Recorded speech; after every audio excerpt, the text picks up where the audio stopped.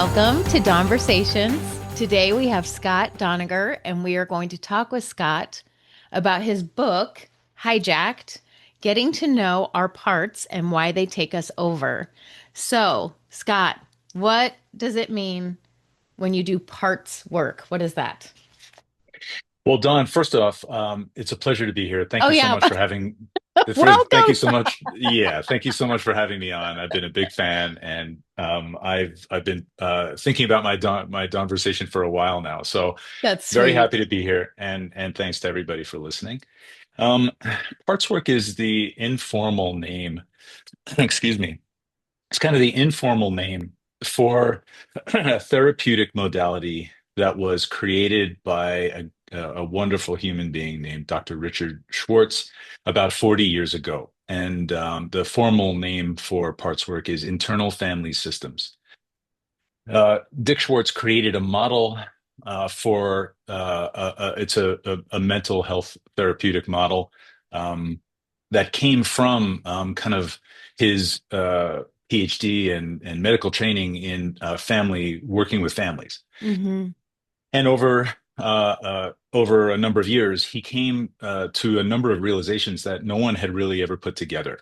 And the model has turned out to be, not just for me personally, but for many people over the past 40 years, an increasingly helpful methodology to help a person understand what's happening in their inner world, particularly in the moments when and I'll use common language here, get triggered by something that happens in our lives.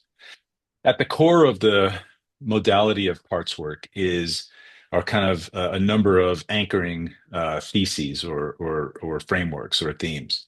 The first is that we actually all are born with different parts to our personalities. Now, this doesn't mean we have multiple personality disorder. That's a whole separate discussion. Right. But what it means is that there are different aspects of our personalities that that wind up for so many of us kind of taking over our lives when things happen to us that cause any kind of anxiety, stress, or trauma. These parts are naturally born within us, but they take on very extreme roles when these kinds of things happen that cause disturbances inside of us, emotional disturbances. And so these parts take on very extreme roles, and you and most of your listeners will probably be familiar with any number of some of the more common parts, like a people pleaser or a perfectionist. We use these terminologies all the time. We talk about parts all the time. Shakespeare wrote about parts. Aristotle, I think, wrote about parts too. It's common language when sitting down having coffee with a friend, and your friend says, "Oh, this part of me, I got so angry." Well, that's a part of us. One of the other, and in my personal view, the real magic of parts work is that not only do we have all of these parts that are inside of us that I can talk about as we go along, there's another energy inside of us that every single human being is born with. And this energy would be known as self with a capital S. That's how Schwartz kind of coined it. People who study Buddhism might know it as our essence. The Jungian analysts or the people who are fans of Carl Jung might know it as soul. But the self is an energy that every single human being has. And one of the things that Schwartz gave to the world is a very easy way for us to understand whether or not any of that energy of self is present in any moment in our lives. Right now, there's a little bit of what I would call self energy present for me. I'm actually pretty calm sitting here having this conversation with you. Calm is one of what we call the eight C's. Schwartz came up with, or he didn't really come up with it. His clients, his patients, wound up telling him during therapeutic sessions where they might be talking about a particular part that would take them over, and then Schwartz might ask them, "Well, how do you feel about what's happening now?" And in whatever it is that you're describing, and the person would say, "Oh, well, wait a minute. No, no, no. I feel really good about that. That's me. That's not one of my parts." And that's when this whole idea of self came about. And what he began to notice was that there were a number of common attributes, calm being one of them. The other seven of what we call the eight C's all happen to begin with the letter C: compassion, connectedness, courage, confidence, curiosity, clarity, and creativity. We don't live in the energy of self 24 hours a day, 7 days a week. That would be wonderful if we could. But in the moment when the person says the thing to you that gets you triggered, if we can access any of those eight C's, even a little bit of curiosity or a little bit of calmness or a little bit of compassion for ourselves or for the other person, we're moving out of being blended in the part that that person might have just triggered. So a person says something to you and it gets you upset. They have passed a judgment on you, and you may have a very angry part that emerges and kind of takes you over. If we can kind of separate what we would call unblending from that part and access a little bit of compassion or a little bit of curiosity, why, ask the person, why did, I'm just curious, why did you say what you just said?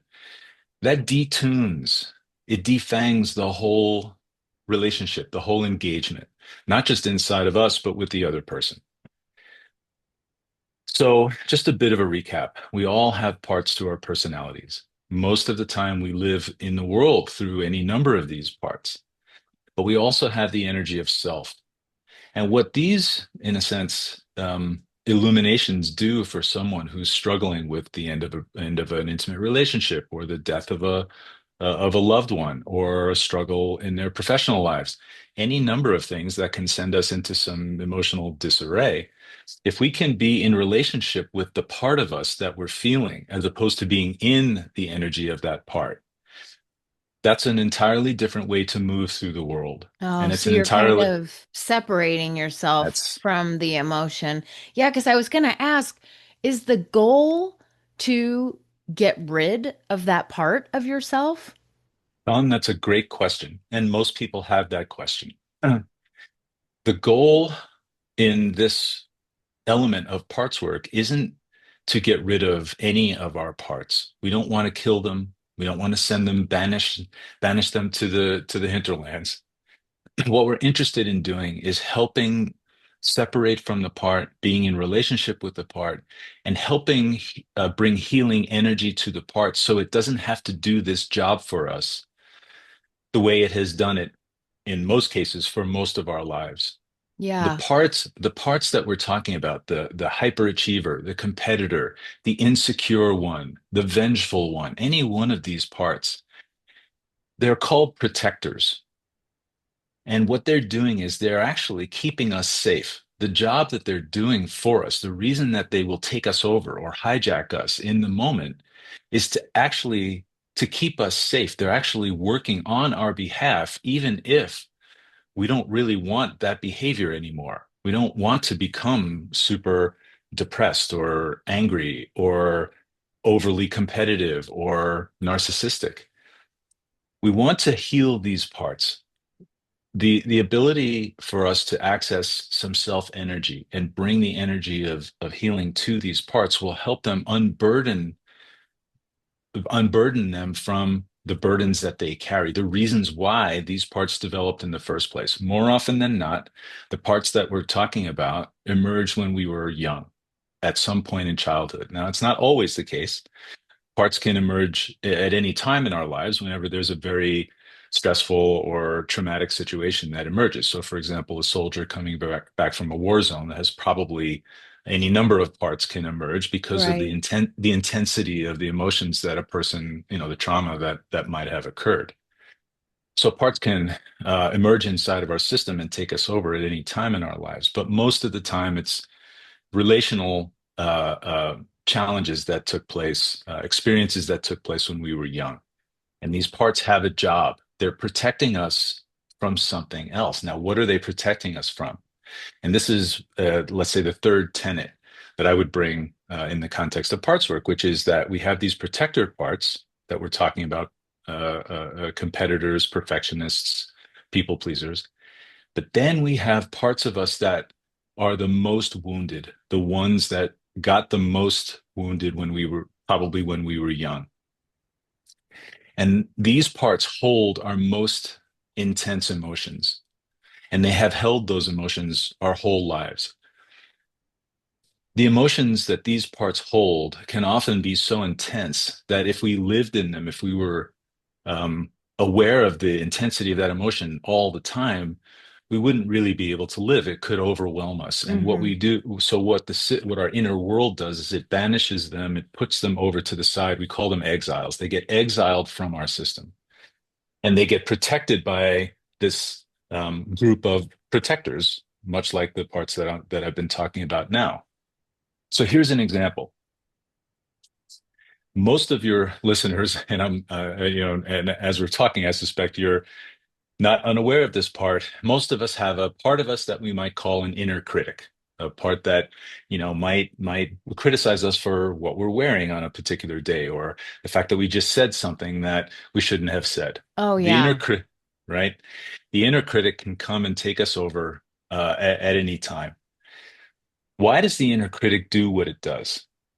Well, the inner critic is a protector, and it's protecting an exile that in all likelihood was severely criticized or severely judged as a child.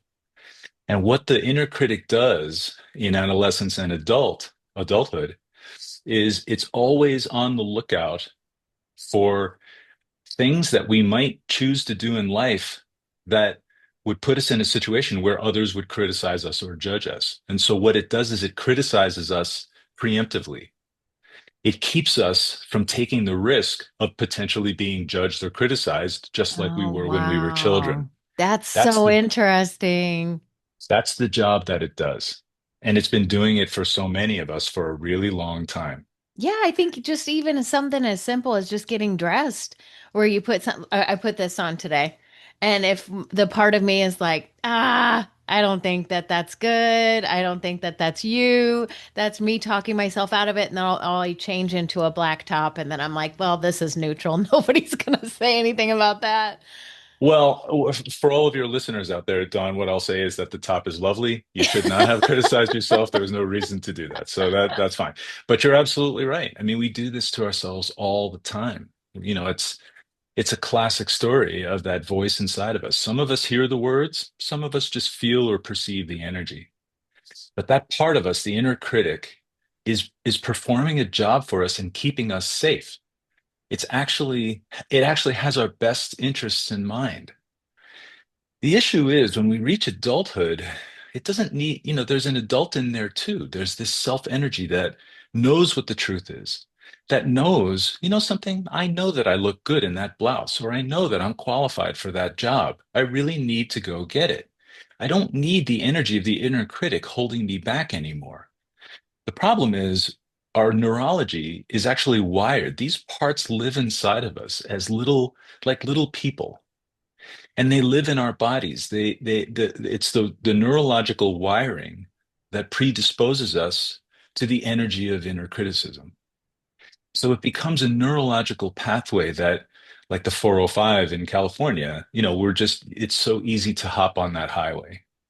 Parts work can help us build a new neurological pathway because it will bring healing energy to the inner critic. It helps the inner critic understand that we love it, we have always loved it, but we don't need it to do this job anymore because there's an adult self inside of us. These parts that we have lived with for most of our lives don't even know that there's self energy in the system. They have been so dominant and their energies have been so intense that they have, in a sense, blocked out any ability for us to access wise self energy. So what do So, we do? How do we shut up that critic? well, yeah, I mean, I love your intention.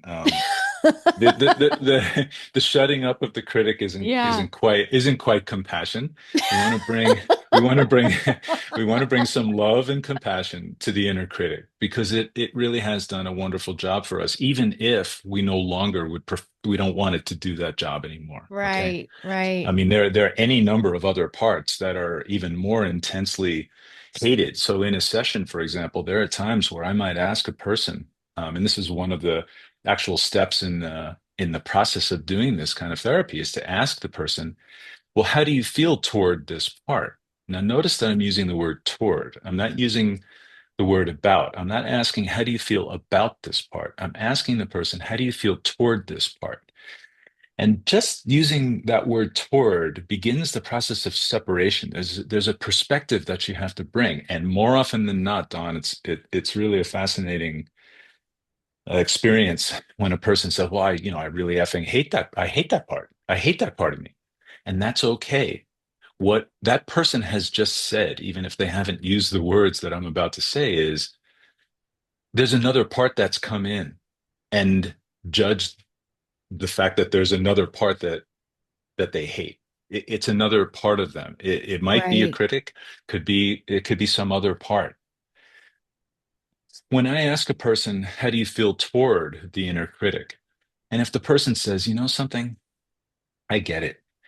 I get it. When I was a kid, all of these things happened. That's compassion. Now the person has the ability to have some perspective to that part. And now we can help that person, or I can help as a guide, I can help that person actually have a relationship with that part. Introduce the part to the person's self energy, that there's another entity in there that can help take the burdens that the inner critic or any other part has carried for so long. The next step would be then, once that relationship is built, and it can take an hour or one session or dozens of sessions, Hmm. is to help let's just say it's the inner critic or the perfectionist or the competitor, give permission for the person to build a relationship with that exile, the exile that that part has been protecting. Oh, And to help, because the exile still thinks that the person is 5 years old. It still thinks the person is living in the time when it initially got wounded or injured or harmed okay. or traumatized. And what the person then can be guided to do is to build a relationship with that exile, help the exile understand that there's an adult here finally, and that the exile doesn't have to carry the burdens and the pain and the wounding, because that's what they've been doing the person's whole life. Right. And so then the process can help that young exile unburden itself and let go of some of the pain and the wounding that it's carrying. And what winds up happening, Don, is that all of this work is actually creating a new way for the person to live in the world. Right. So that, the next time the person goes home to visit family, let's say during a Thanksgiving dinner, which is one Yeah. of the little moments that I write about in the book, and they're sitting across from a cousin who hasn't seen them in a while, and the cousin is upset or angry or has things going on in his or her life, and they say they say something that would normally have triggered the patient, my client. Now the client, instead of coming back in a statement of judgment, can come back and say, I'm really curious as to why you said that. And that person, the cousin, is going to feel differently. The whole relationship changes. The way my client would move through the world is with some awareness that there is self energy. They don't have to be guided or driven or taken over by these parts every single time something happens in the world or someone says something. So one of the rubrics that I often offer to the people I work with through the lens of parts work is, what was the old way? What were the parts that dominated, most of your behaviors? And let's see if we can't build a new way where there's more self energy present and you can live in a calmer and more peaceful state internally inside of you. You have more awareness of what's happening, and that you have not just control, but you have the ability to detune the intensity. I mean, look, life's going to throw curveballs. Throws Hmm. curveballs at us all the time. We Right. can't control those, and our goal in life is not to control them. One of the wonderful statements that Dr. Stephen Porges has often said. Porges is the creator of a beautiful neuroscientific understanding or model for how human beings relate to each other from a social engagement standpoint. It's called the polyvagal theory. Porges says all the time, he says, it's not what happens to us, it's what we make of it. And what parts work brings to what Porges is saying is that our inner world orients to the things that happened to us, typically again in childhood, and these parts emerged and our whole system emerged to keep us safe and to help us survive. So a person in childhood becomes super aggressive or maybe even narcissistic because that's the modeling that that young child got from one or all of its caregivers, parents or other nurturers. So I'll stop here for a second because I've been kind of babbling on here, but that's the those are the nuts and bolts of parts work, and this is the it's the core of the approach that I offer people who I work with. It's not the only modality, but Mhm. it's at the core of the work that I do, and that's what I wrote the book about. Yeah, it's fascinating. And I thought of like a million things while you were saying all that. Like, for one, when somebody does go into a rage or act, they use the verbiage, oh, I just wasn't myself, or that part of me was so angry. That's exactly right. It makes so much sense. Um, gosh, I don't know which way I want to go. Okay, so I do want to ask, like, people Sure, have almost made, and I don't usually go into politics, but I just want to touch on the sure, fact that people have made politics kind of their persona. A lot of people have.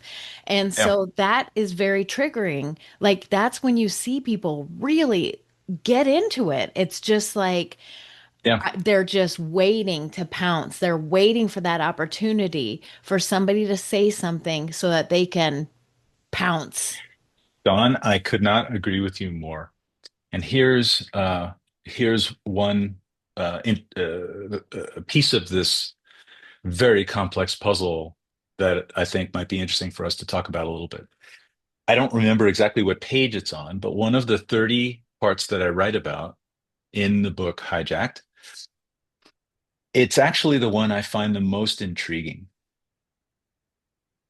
Tell me if you know someone who just has to be right all the time.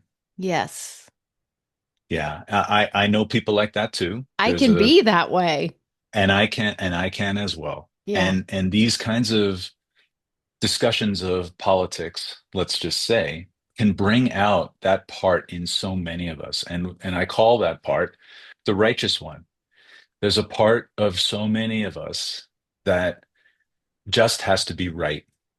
And there's a righteousness about how we internalize that and how the energy or the intensity of that righteousness will take a person over completely. Hmm. So much so, and here's kind of going back to the neurology, so much so that the intensity of that part of us basically shuts off our prefrontal cortex.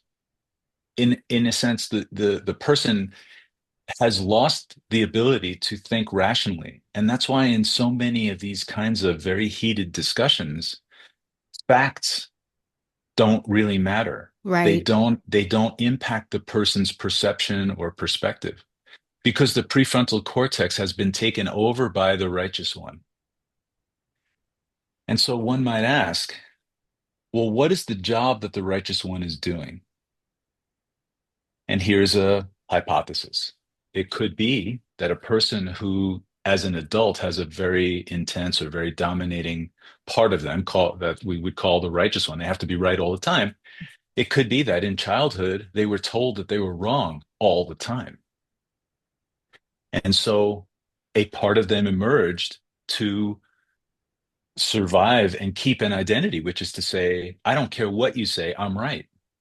Because the young child's inner world Hmm. was crushed by the people around them. Right. I mean, we watch this happen, spend time with families and it's such an unfortunate thing where you Hmm. can actually see this happening where parents, nurturers, caregivers, and even teachers or, daycare centers. I mean, these are people who unfortunately model for the child that the child is wrong all the time and they're Yeah. punished for being wrong. There's nothing wrong in the human experience of making a mistake. Yeah. But if that mistake is not repaired and if we're consistently told or constantly told that we're wrong, the child internalizes that they're bad. And so as an adult, I can't be wrong Yeah. because that means I'm bad. And Right. if I'm bad, that means I'm not lovable. I'll be alone. All of those ancillary, horrible little stories that these parts will tell us. And so, you bring up political discussions. This is not the first time, not in American history or any part of the world, but particularly in a place like the United States. It's not the first time there have been, heated cultural, political, and Right. socioeconomic things happening. And I suspect we could go into a whole nother Yeah. talk Yeah. about that. But from the lens of parts work, the righteous one really does make a lot of sense. And I'm not saying that because I believe it. I'm saying that because I've heard this from other people too, Yeah. either people who've read the book or people who I've had conversations with. And it doesn't matter to me whether I'm right or wrong. I'm just offering a different way for people to think about what's actually happening here. When we get so intensely hijacked by parts of us, particularly a part like the righteous one, our prefrontal cortex, the medial prefrontal cortex, becomes biochemically disconnected from the other parts of our brain that would enable, so it basically shuts down. Is that is that where road rage? Because But I that's am a exactly right. completely different person when I get behind the wheel and I am running late, which I always try and be early or right on time, never late Yeah, for anything. yeah. And if anything derails that, I turn into a monster. I literally am like, get out of my way. I am not myself at all. No, Don, it's fascinating that you bring this up because I talk about this all the time in the workshops that I do. Look, there's an aspect of road rage that I would say, justifiably triggers us because we could be at 60, 70, 80 miles an hour, and it could be life-threatening for Hmm. sure. Oh, yeah. Mm, and that's a real thing. Like that's a super scary thing. I mean, to be Right. taken over, like, that's pardon my French, but that's it can be a holy shit moment. Right. More often than not, the energy of road rage is not in response to or in reaction to a life-threatening situation. It's a person who might have, kind of come in or maybe cut us off at 30 Yeah. miles an hour or 40. It's not really life or death. So why does our system do what you are describing? Because I'm the same way. Look, Right. there's some people, and it's unfortunate we live in a society where there are 400 million guns, and they will reach into a glove box and want to take out a gun. There Right. is no rational, conscious thought process. There's no processing of it. It's so intense. I mean, look, the neurotransmitters fire, the internal hormones fire. That's why we get the adrenaline rush. And, Hmm. if we're traveling with a child or a young one, you put your arm out and you protect. Right. All of these are protective mechanisms. The energy of road rage, let's just say the part that gets triggered is a rager part. Call it the rager. It's the green Hulk inside of all of us. Right. Um, but we lose the ability to think rationally. And so from the lens of parts work, if we can bring the teeniest amount of self. So for example, if it happens, we're late and we need to make up time, and this person, did the thing and cut us off, and any amount of self energy to say, okay, I get it. I'm really pissed right now.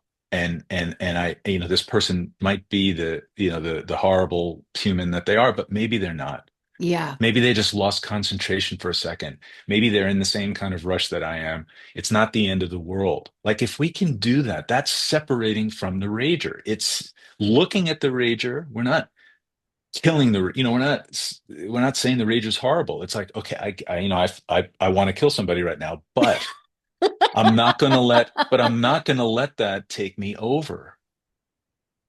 It's not that we're controlling the rager. We're bringing like, I get it. I get why I'm feeling this way. I mean, this can happen in a nanosecond. Right. We can choose, does it really matter if the person gets in front of us on the line at the toll booth? I'm a New Yorker. So, it was a battle every single time you get to the White Stone Bridge because you'd have 400 cars in front of you. Hmm. Same thing when I lived in the Bay Area going over the Bay Bridge. And God forbid somebody came in and got in front of you. You felt like a loser. That's another part that takes us over. It's a super competitor part. Yeah. Okay. So it doesn't have to be just the rager that got triggered. It could be a competitor part. This happens all the time. Oh There's yeah, an people don't want to let other people in. They see them zoom towards the front and they're exactly. like, not happening, not on my watch. That's right. And that's because it may be, I don't know, but it may be because there's a part of them that is hyper competitive. And the energy of losing, coming in second, that the other person, bettered me. And the Right. same the same thing happens in consumption, in how so many particularly Americans, spend their money. The whole psychology behind retail price versus sale price. I mean, it's a game that is triggering parts of us because God forbid we paid full price for something and there wasn't a sale price attached to it. It so many of us get affected personally. It's a part of us, maybe call it the loser part, maybe call it the competitor part. It could be any number of these Yeah. parts that were modeled in, we these parts emerged to us inside of us when we were very young, Mm-hmm. and we have lived in that part. No one's gonna beat me, and I'm never gonna, I'm always gonna, get the deal. Like, this is how so many of us think, even if it's not conscious. What parts work offers is the ability to bring so many of these energies that are unconscious inside of us into consciousness so that we can deal with them and be in relationship with them from a rational perspective, as opposed to being taken over by them in an energetic irrationality. Yeah. So I mean, what we does do. that look like? Like I am driving, somebody cuts me off. Like my instant, is, "Arr!" But you just like, okay, okay, maybe they are rushing to the hospital. Maybe Yeah. like you try and be compassionate with them and just assume that they need to be someplace more important than you do. Like I don't know what that looks like. Well, well, that's one possible um, processing pattern. Another one is, it really isn't, it's not about me. This person is not beating me. That's not, and if they are, who cares? Right. It's not about you because we take these things so personally. Again, Right. if you're at 80 miles an hour, okay, there's an existential thing, and Sure. that was truly, life threatening. In most cases, though, it feels like we have been, um, our space has been violated. A person comes into your lane. This is my space. Yeah. It's That's one. It's exactly it. Yeah, and it again. I'm not bringing judgment to it. It's not right or wrong. It's how our systems have wired themselves to live in the world. Right. And so it isn't your space. It feels like it's your space, but Hey. it isn't, but it isn't your space. Right. Right. It's the same thing. I can remember when I was traveling all the time for work, and I was living in the Bay Area, but I was traveling on JetBlue a lot, going into either JFK or Newark. And an hour before they would start calling the different sections, the throng of people that would be rushing toward the gate to be first, to get in there first. They have an assigned seat. Right. There's going to be Yeah. enough overhead space. And it's like you watch the psychology of it, and it's just people whose parts cannot accept that they're second best. Yeah. That's so true. That has to be a whole psychology experiment right there at the airport Well, because well, and it's that's not what going to it leave is. without, you've got your ticket and so it doesn't matter. You're getting on that plane. But Exactly. yeah, it's E- so true. And you can't Exactly. see it when it's happening. When it's happening, it's like something takes over you and you're like, "No, I'm in line." And people start inching up, and like, the person next to you, like, put their left foot forward. So, you Right. right. It's comical, but it isn't. It's Right. and again, what I have found, look, I've been in and out of therapy most of my life. When I found parts work, most of these phenomenally interesting discussions, it's almost as if the kaleidoscope twisted and everything became clear, or the Rubik's cube twisted and all the colors lined up. parts work for so many people helps us understand. I get it now. Like that is a part of me. All right, now what do I do? And that's where it becomes a therapeutic. That's where it becomes a methodology. Yeah. But the framework of it, when I just offer this to people who haven't heard about it or learned about it,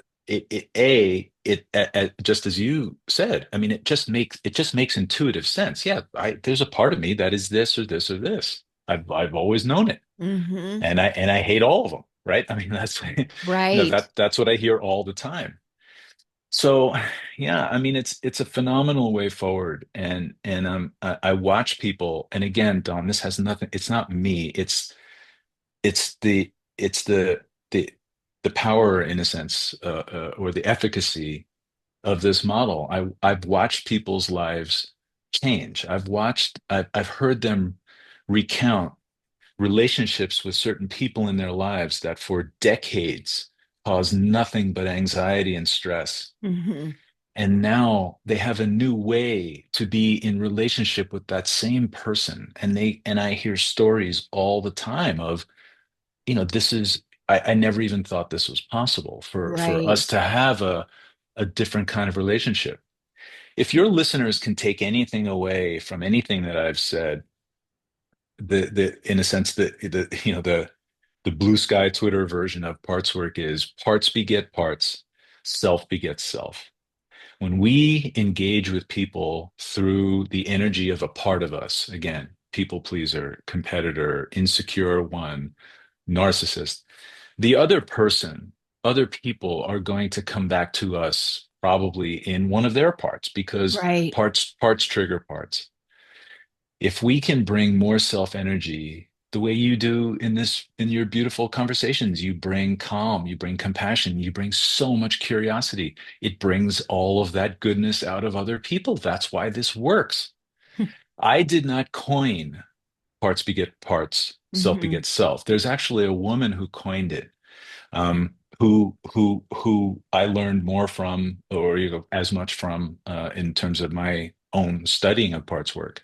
Um, but it's a growing community around the world. You can't even get into the certification training from from Dick Schwartz's organization because it has become so popular, and I can't throw a rock and talk to either a therapist or someone in the world who hasn't heard about it. So I don't know. That's Yeah, it's phenomenal. It is just, it's so accurate, and it seems like it should be so simple, like, oh yeah, I am this way because of that. But when you're in the heat of the moment, like going to the holidays, that's why a lot of people drink, they know they're walking into their aunt who has political views, or, right. people that have derogatory comments, and that they're just going to be there, and so people are like, wow, I'm making sure I'm going to be having the That's fireball right. shots before I go, or No, whatever. no, that's exactly right. I mean, as you said right at the top of our conversation, as it relates to these kinds of political discussions, people are chomping at the bit to be right, to get the validation that that they're right. Yeah. And it's a horrible way to have to go through life. I'm not saying I'm not like that. I can taste it, I can feel it, I can smell it inside of me, Right. but I've chosen not. I mean, I have done quite a bit of work Right. to live with it and be in a relationship with it. I don't need to. I don't feel that need nearly as much as I used to, which means that my conversations with other people. But it's a horrible way for society to have to live. And as I've been saying to people in the workshops that I do in public forums, I mean, other than let's say climate change, and this is my own personal view, the rise of authoritarian governments, mental health is the global crisis of our time. And Yeah. it's because there's so many people who are living in such distress now. And it manifests in so many of these ways, including what we're talking about, you raised as a really powerful issue that most of us are not equipped to deal with. Yeah. So would you say that when you know you're walking into a situation, you know the people that you're going to interact with, and you know their usual Yeah, repertoire, is it to just avoid? Just like I know that Aunt Betty likes to talk poorly about, people's sexual orientation. right. So if I hear it, just going to walk in the other room. I'm not going to engage. If she starts asking me questions, I'm going to, Yeah. smush it down. I mean, is that the best way to handle situations like that when you know what you're dealing with? Yeah, Don, I mean, it's a great topic of conversation. Avoidance is one of many potential strategies that might be the most effective in a moment. There are no shortage of others. So, for example, if it were me, knowing that I'm going into an environment where there will be any number of these kinds of triggers, the thing that I'm trying to do more and more in my life is to be in touch with my own self energy. Can I be in compassion with myself, or courage with myself, knowing that this person is going to say something that will trigger me? Hmm. Can I be in, can I respond to whatever that person might say with some curiosity? Hey, I think you said Aunt Betty or whomever it was. Right. I'm really curious why you said that. Can I muster that kind of self energy and still stay engaged? Because the likelihood is, coming back to Aunt Betty, who says the thing with some I'm just really curious why you said that. She's going to say, oh, well, I kind of didn't really mean it, but, I never really understood that. It changes the dynamic. It Right. takes, it takes the sharpness and the intensity and the judgment. See, when I was talking about self energy, and I talked about Dick Schwartz identifying these attributes of self that all begin with the letter C, the eight of them, there's actually another one that I always talk about. It's actually, to me, it's the foundation of all of those eight C's, which is non-judgment. Can we live more in a state of non-judgment of other people and of other things? Hmm. I can't control what Aunt Benny's going to say, nor will I ever try. And there are plenty of Aunt Bettys in my life. Right. But if I can come back to her in an energy of non-judgment, because even if she has, you know, fired an arrow of judgment at me for what I'm wearing, what I look like, what I think, what I Yeah. believe, it's super hard to do.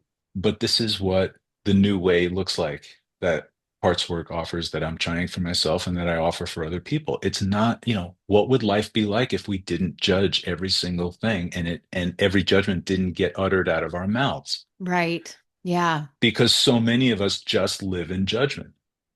I spent a good chunk of my former career in the corporate world in technology, in social media management technology, and I understand some of the basics of how social media exploits our predisposition to judgment, Right. and it's horrible. That's why there's It's filters. People can't, it's they don't even terrible. want to look like themselves on social media. They don't want to act like themselves.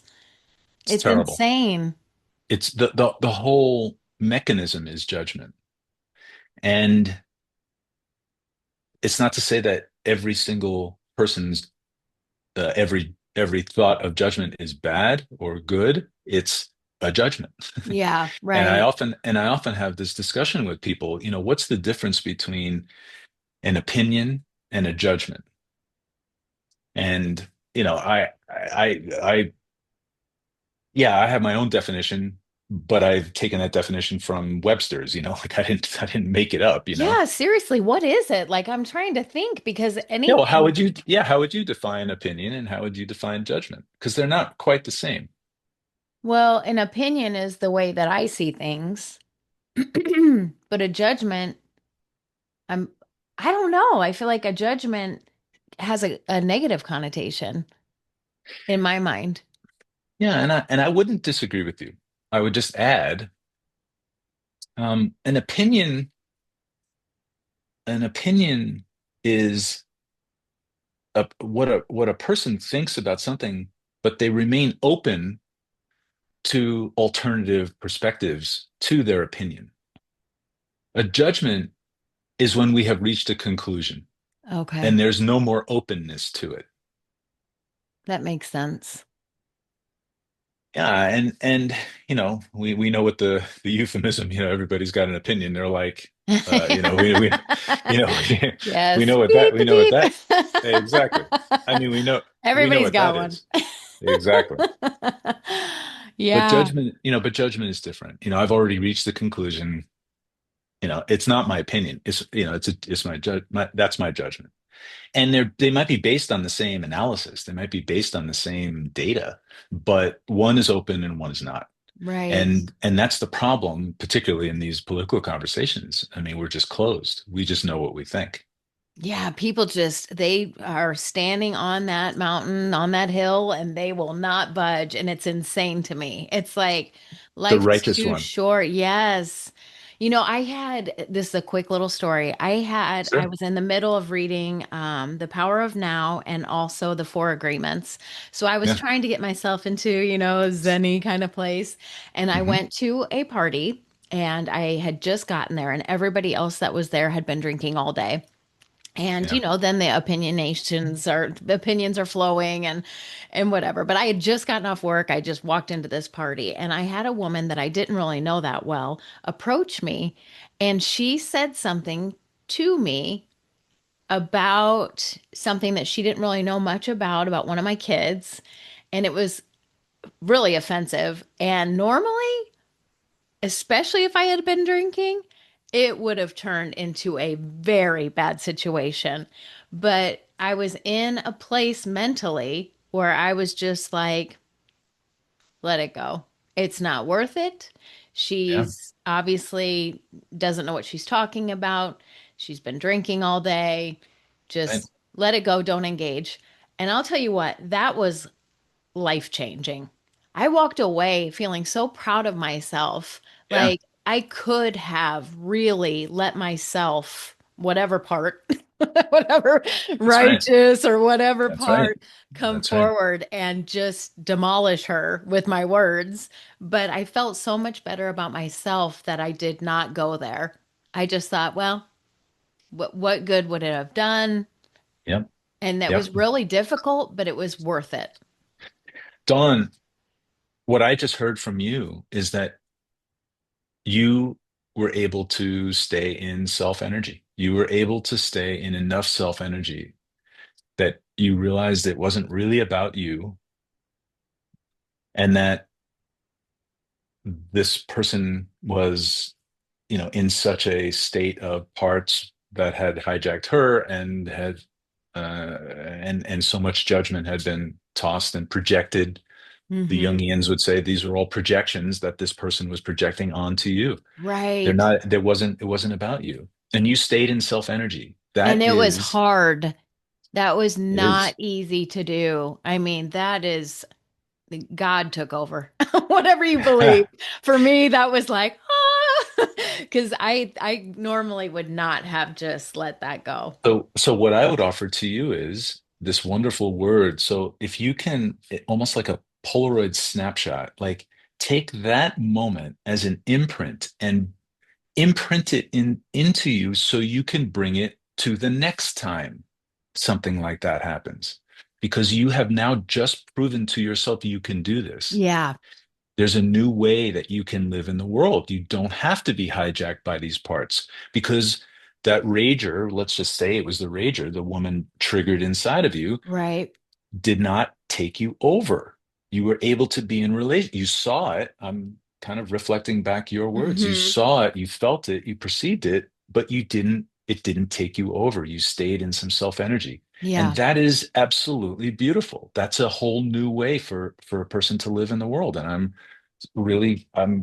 proud of you, but B, I admire you because that's so many of us find it even more difficult than you did.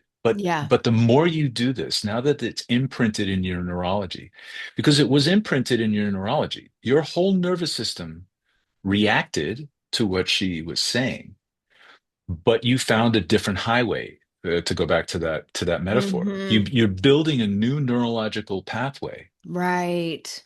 So the next 10 times this happens, because of course it will happen in the world, Yeah, right. it will actually be easier for you to not get hijacked by whatever parts have been triggered. Yeah, And what a for great listeners, name. for wait, hold on, for listeners, Dawn was just clapping to herself, so you're aware of that. You know, what a great title for the book, Hijacked. Because it seriously, it encompasses so many different things, whether you're building new roads, neurological roads, or the fact that you feel like your personality's been hijacked. Like, what a Yeah. great title. Good job. Tell people about where they can find you and your Sure. book and all that good stuff. Sure. Well, thank you for the opportunity. I have a website. It's www.scottdoniger.com. That's SCOTTDONIGER.com. And I did create a little Instagram site for the book. It's called hijacked.sd, which are my initials. And it'd be lovely for anyone to reach out if you've got questions or you want to talk about any of this stuff. Hijack was and there's the book is not a, and I'm doing air quotes here for all of you listeners. It's not a how to do parts work guide. It's not a how to do parts work. There are no shortage of phenomenal courses Hmm. and excuse me, and other books and other resources for people who are interested in learning how to do parts work, whether from a therapeutic standpoint or just for themselves. Um, and there's a whole list of those courses that I included in the back of the book. There's a huge resource list of all the investments that I made personally to learn.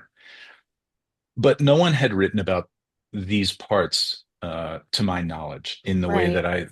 that I thought was necessary. I'd been, working with clients and hearing all of these parts. These are, and I picked 30. I've had people ask me, well, why 30? And I said, well, it's more than 10 and less than 100. Like, so, so, it just came out that 30 seemed to be the right kind of number. These are the most common parts that I have heard people talk about and discover inside of themselves. Funny enough, there are a couple of parts that I did not write about that I would now, if I ever did a second edition of it, I would have easily added, and I can't believe I didn't. So, for example, there's a part that I hear people talk about all the time or reference inside of them, the rejected one. Oh, yeah. How many of us are terrified of being rejected? Yeah. You could write a whole book on that. And many people have, Yeah. this is Hollywood movies. This is sonnets by Shakespeare. I mean, rejection is part of the human experience. But for so many of us, it literally lives inside of us as a part of us, hyper vigilantly looking out into the world, particularly as it relates to intimate relationships, but that's not the only type of relationship, and protecting us in the instance when we get rejected and it takes us Hmm. over. It may prevent us from getting involved in a relationship. Right. It may keep us in a relationship that's unhealthy for us because we're so terrified of being rejected. Right. And it wasn't one of the 30 parts I wrote about, and I literally am kicking myself the whole time. So I have my inner critic saying, you idiot, you're an idiot. You didn't write about the rejected one. And it's so out there in the open. So, how many parts do we have? There's any number of them. There's no, I can't, no one on earth can tell you Right. how many parts there Right. might be. So, and we talked about individual parts. We talked about a dozen of them today, the people pleaser and the rager and whatnot. They may act independently, but most of the time they're locked in arms, as two or three or four different parts that kind of operate at the same time. So, for Right. example, one of the things we didn't talk about, and I won't take up too much time now, but we're all pretty familiar with what it feels like to feel shame. Hmm. And I write about a part called the shamer. It could be a part of us that will take us over and literally, keep us isolated from the world because we're so shamed for the thing that we did or the way that we feel. Hmm. But shame is also like an energy. It's like it's almost like air or water or like, butter finding its way into a English muffin. Like shame can be everywhere. Shame can be an aspect of any one of our parts. So, for example, we talked about road rage and the rager that takes us over in the moment when we get cut off. There's some shame in there too, right after the rage comes over, because we probably have thought something or maybe even did something that is shame that we would then say is shameful. Right. There's shame, there's a shamer everywhere, or the energy of shame everywhere. And how does it work with with different parts that we have? So parts work offers a fascinating way for us to understand who we are and how we live in the world and what's going on inside of us. And that's why I wrote this book. Well, I would like you to come back and talk about different parts. I think that would be just fascinating to be able to That'd be focus and great. zero in on like one or two, and like the ones that didn't get included. That would be even more fascinating. The I would rejected, love we to. could do a whole episode just on the rejected one. Yeah, I I would would, love to have you Don, back, Scott. That would be so that'd be awesome. great. That would be fascinating. I would love Yeah. to, and I'm humbled by the invitation. I would love to. Yeah, That'd be no, great. that's great. And I'll put everything about you in the show notes so that everybody knows where to find you. But Great. thank you so much for taking the time. This has just been so eye-opening and hopefully helpful, to people that because I you hope can so. feel a lot of shame just about having the parts. Well, then that's work to be done because we all because We all because we need all help. have we all have parts. I just want to end though, obviously thanking you so much for this opportunity.